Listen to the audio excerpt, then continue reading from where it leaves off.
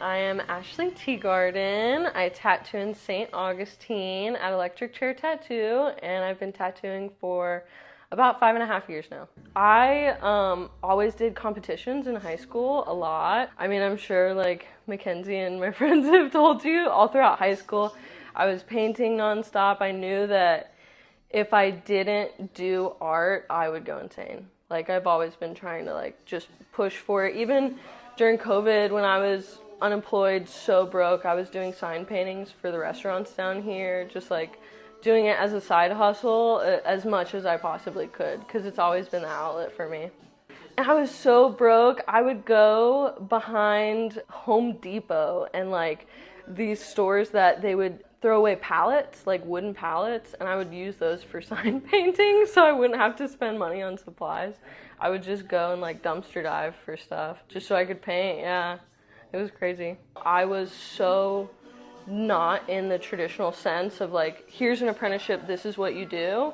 I spent every second I could to like research everything I could. But whenever I started getting feedback, like positive feedback from my coworkers, who in the beginning like kind of iced me out a little bit, which totally valid. They did not ask for an apprentice in the shop, and at the time I was surrounded by really, really traditional artists, and the owner kind of threw me in and was like, here you go, learn by yourself, ask questions. And whenever they started opening up and being like, okay, you show real promise, like you can be really good, that's when I was like, okay, like this is what I'm gonna do for the rest of my life. Being thrown to the wolves and being like sink or swim is a great way to like just make really good artists. Like, you're great under pressure. Like, you get thrown into this world where you're like, okay, you know absolutely nothing. I didn't even know how to read like a box of needles and what it meant, like the 7-round liners, having to ask questions, and everyone's like, fuck you, I'm not going to tell you anything, figure it out. It like really makes you push yourself, and you have to do that all like throughout your entire career. You know, you can't ever stop like pushing yourself. The hardest part in the beginning was going from, it's gonna sound super conceited, but I came from a world where throughout all of high school and college, I was kind of like a top dog with my art. I was like very well known as an artist like locally, and I didn't realize at the time I had a pretty big head, so being thrown into this industry where it's like relearning how to draw from like the very first day. It just felt like I was being thrown back into elementary school of like, okay, now I have to practice lines, I have to trace all day for hours a day, when I'm used to like, okay, just do my own thing, you know, like I'm gonna go paint these portraits and stuff, and it's like, no, you have to just do line work, color, like just the absolute basics, but it's so important. I don't think my fine arts background helped up until like literally this past year or so, like whenever I can start branching out into my own designs. It's so humbling, but like I read the room very well and was like, these people know what the fuck they're talking about, so I'm gonna do it. Like, I'm gonna bite my tongue. I got ripped to shreds in the beginning, like I was not used to that at all. I wasn't necessarily used to the colorful language used in the tattoo industry of like, that looks like fucking shit. Get your shit together or else we're kicking you out, you know? I think that's so necessary. Like, I hear people complaining about that, and I like craved that shit because it's such a sacred thing. You're putting something on someone forever. Like, you should be ripped to shreds. I was used to the very calm version of that, which I could take, but that's just on a paper, like paper and canvas. This is a human being. So like, you need to like check yourself and be like, okay, this isn't about me. This isn't about my ego. This is about the client and making sure they get the best tattoo. Do you think tattooing is more about the art or the experience? That's such a good one. Oof, I wish it was about the art. I so wish it was about the art, but with today and social media, I think it's really the experience kind of has a little bit more into play, because I know so many amazing like traditional artists who have been doing this for so many years, and because they're rough around the edges and don't carry a social media presence, then they're not like booked months in advance. And then again, I see scratchers who can put on a nice show, you know, and know how to curate an Instagram page, and they're booked out for 5 months, which is like so disappointing. But I think that there should be a good balance. I pride myself on the fact that 90% of my clients are return clients. I feel like that's more of making sure that they feel comfortable, you know, the art is them. Like, I'm not very good at the social media thing or hitting the algorithm. Like, I just kind of despise that whole section of what's going on right now.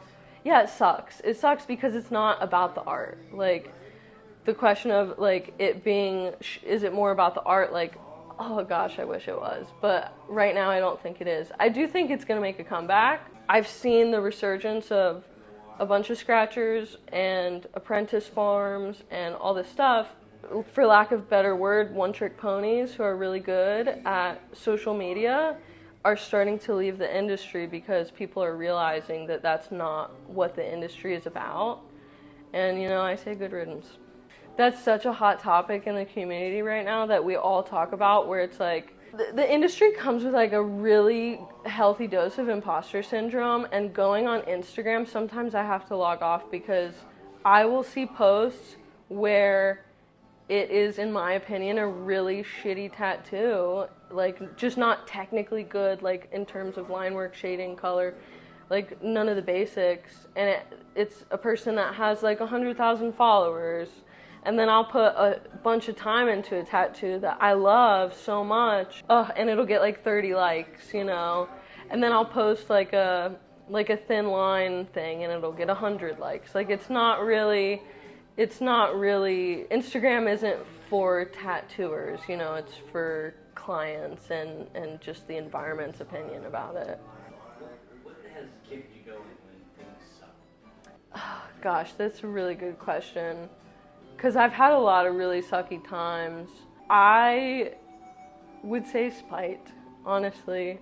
Because I came in during this boom of younger people, apprentice farms, stuff like that, you know, so I can very easily get grouped into that. I've had a lot of people like tell me that I'm not gonna do it, I'm not tough enough, like just it gets really hard. But if anything, I'm like, I know that I can do this. I know that I can kick your ass at this. And if I just put all of my energy into this, then it's going to come back tenfold. And it's such an outlet for me. I honestly don't even create art outside of tattooing anymore because it's just become everything to me. And when I hear, still to this day, people saying that I'm like not going to make it, I'm like, this is everything to me, so I know I'm gonna make it, you know. And it's definitely, I've had really hard times outside of tattooing. I mean, like my whole first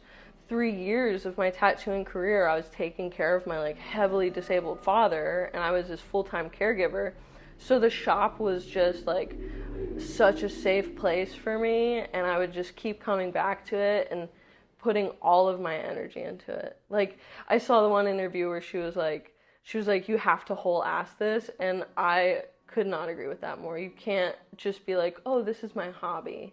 Like, you have to put 100% of your time, energy, and focus into this and nothing else. I feel like I see a lot of people leaving the industry because they say this or that, but I'm like, if you love this industry and you really want to do it, you would do absolutely everything you could to do it. Like, it's the hardest thing ever. Like, it takes a ton of work, a ton of time, a ton of effort, but if you really want to make it, you can. You just gotta like put your whole ass into it, like 100%. It's so hard because I have like 2 different styles that I love equally, and sometimes in a lot of designs I'll like combine them.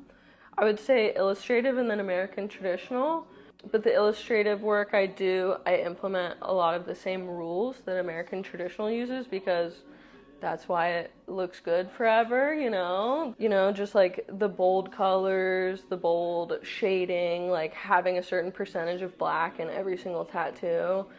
But I've slowly been incorporating like my painting style into it as well, like Renaissance ladies and stuff like that. But I always make sure to do line work. I cannot, no offense, I can't stand a tattoo without line work.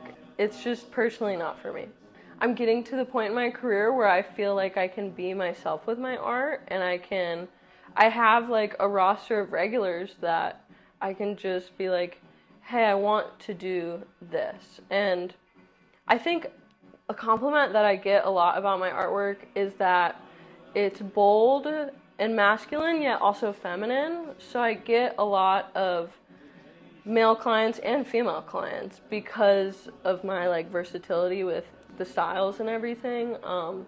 Because I still want to implement a degree of girliness into it, because I almost think that that's like super punk rock in an industry where it's like it's always been historically masculine. And I love doing like American traditional eagles, but then with like a soft lady face incorporated into the design, and you can like look at it and tell like, oh, a girl did that, you know.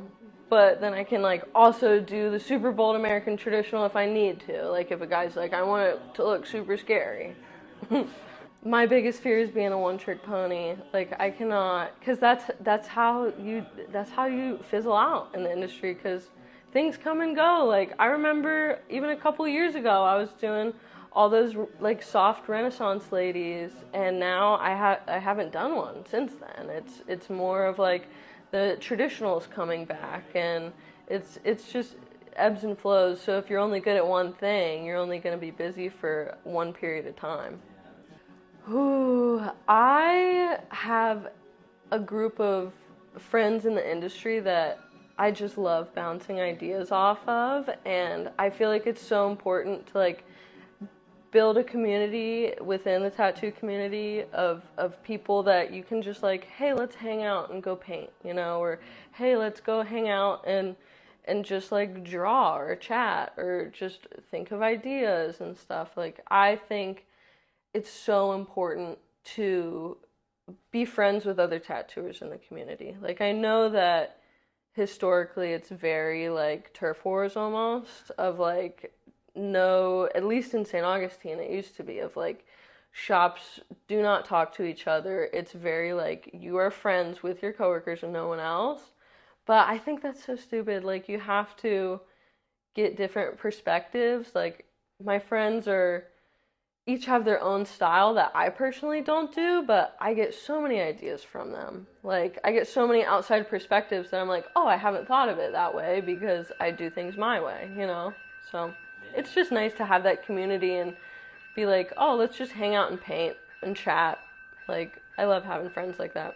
It's cute because, I mean, like my best friend Cam, she specializes in Japanese, so all of her opinions are going to be like, you need to make this more Japanese. And sometimes I'm like, okay. But then sometimes I'm like, oh, I didn't even think to use that color palette because I've studied American traditional color palette, so I haven't thought of like a Japanese traditional color palette, you know? So it's just good to have an outside perspective. I've slowly gotten better and better about it, but I look back and I feel like I'm really proud of my accomplishments, because I feel like I've worked my ass off, and that's why I'm at the point that I am. Like, I wouldn't be managing a shop by 25 if I wasn't good, and I have to like keep reminding myself of those things. But yeah, I have to remind myself that I'm tougher than I look. A great client. I would say someone who's open, who does their research.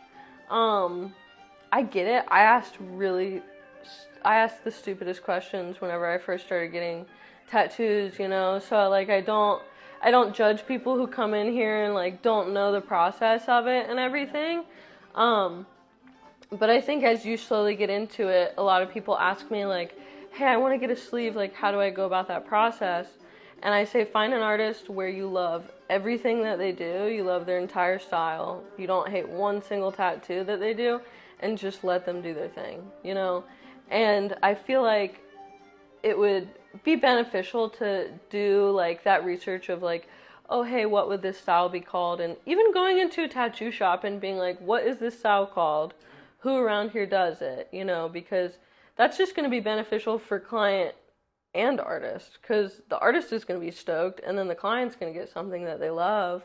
Because I've heard so many times of people being like, oh, I really wanted this fine line, but I went into a traditional shop. And I'm like, you should have researched a fine line artist. But I personally, my favorite clients are the ones who are like, I want a bird, do whatever you want, And that just makes me so happy. And just being open, and I feel like I'm very willing to work with clients' budgets. I'm not here to like rob people at all. I understand like the economy sucks, groceries are high, gas is high. I'm not trying to rob people, but as long as they're willing to we're willing to work with each other on like budget and design and everything, it always works out fine. I love doing trades. It's amazing. Everything's so worth it. The feeling of giving someone something that they love. A lot of the times, the tattoos that impact me the most aren't the really big ones. It's the little ones where like someone will come in and like an 80-year-old woman I tattooed not that long ago. It was her first tattoo and she got her mom's handwriting, and she's sitting here telling me about her mom and everything, and just having that human connection of like, it really impacts me knowing like this is going to be on them forever. Like I have this connection with every single one of my clients, and it just is to me such like a insane thing that I'm able to do every single day. Even if I'm having a bad day, I come into the shop and I'm like, someone is so excited because they're going to the tattoo shop today. Like how can I be upset about stuff happening at home or outside of this? And it's just, I feel like that's been the biggest portion of my career in so far, like these past 5 years. That's really impacted me. What keeps me wanting to keep going is now I want to enter conventions and make connections with other tattoo artists, like I've been going to conventions for years and I love it so much. I love the vibe of it. I love the energy, and I think I'm ready to like take that next step and travel and go see other shops, go do conventions, and just really become a piece of the community. Like I feel like I'm a piece of the community in St. Augustine for sure.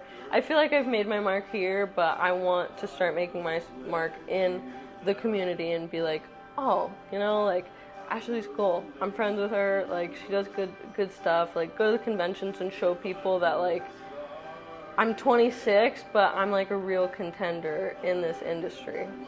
Yeah. Teagarden. I'm Teagarden, bitch.